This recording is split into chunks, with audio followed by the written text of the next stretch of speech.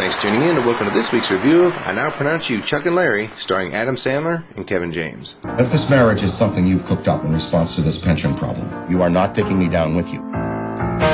This marriage is the only way I can make sure my kids get my pension if something happens to me. I've seen this trailer for about 2 full months now, and it got less and less funny every time I saw it. I was supposed to review Sunshine and Rescue Dawn this weekend, but they're both nowhere to be found. So I had a choice between Hairspray and Chuck and Larry. And for me, this is like choosing between getting hit in the groin or getting hit in the head.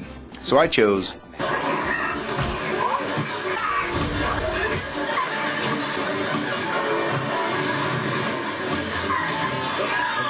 nothing against Hairspray, but I don't like musicals, unless it's the Blues Brothers. Now that was a great movie. With Chuck and Larry, the casting is easily the strength of this movie. They have damn near everyone in this film. They have Steve Buscemi, Ving Rhames, and not to mention the legendary Dan Aykroyd.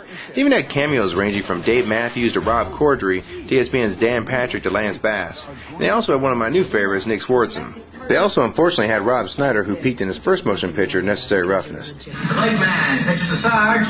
The Sarge bumps into his own man. It's a fumble. Fumble liar.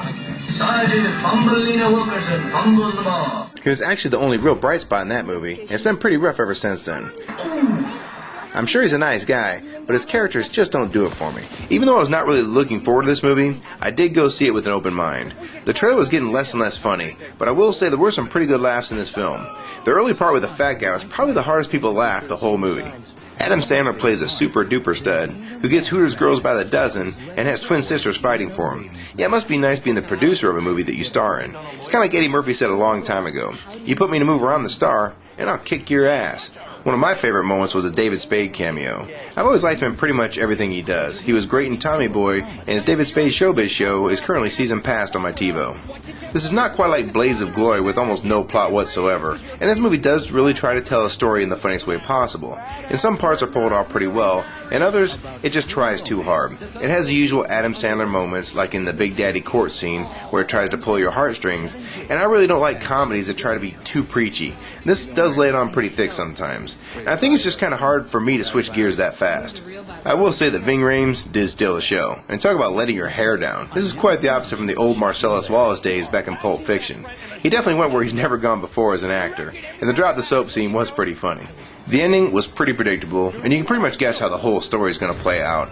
And there aren't really any surprises in this movie, but that's not why you go to see this kind of movie in the first place. You go to a movie like this to have fun and get a few laughs. And you will have a pretty good time with this movie, but don't expect too much. And you probably want to leave the kiddies at home.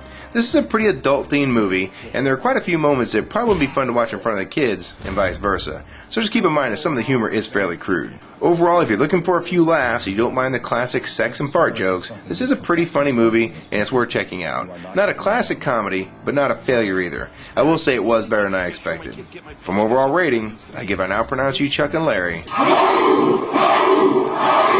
3 stars.